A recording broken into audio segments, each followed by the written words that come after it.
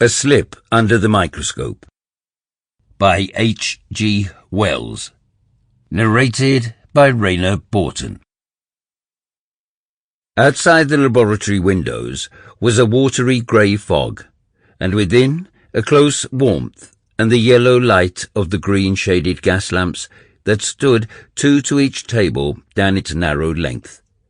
On each table stood a couple of glass jars, containing the mangled vestiges of the crayfish, mussels, frogs, and guinea pigs upon which the students had been working, and down the side of the room, facing the windows, were shelves bearing bleached dissections in spirits, surmounted by a row of beautifully executed anatomical drawings in white wood frames and overhanging a row of cubical lockers. All the doors of the laboratory were panelled with blackboard, and on these were the half-erased diagrams of the previous day's work. The laboratory was empty, save for the demonstrator, who sat near the preparation room door, and silent, save for a low, continuous murmur and the clicking of the rocker microtome at which he was working.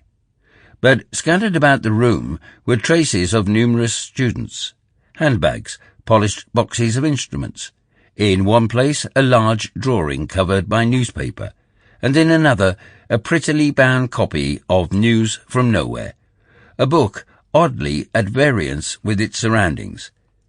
These things had been put down hastily as the students had arrived and hurried at once to secure their seats in the adjacent lecture theatre.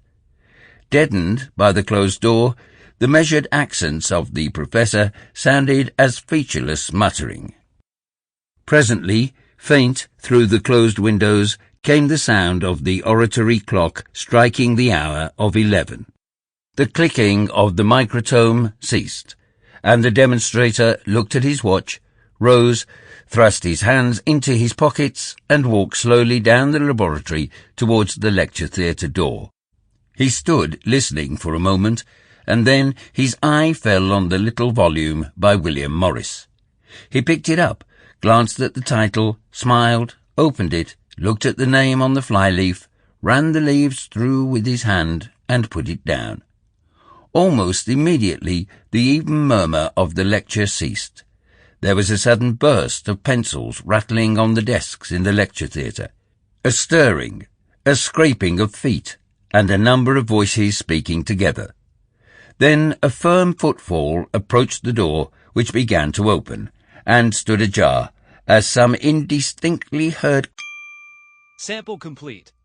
Ready to continue?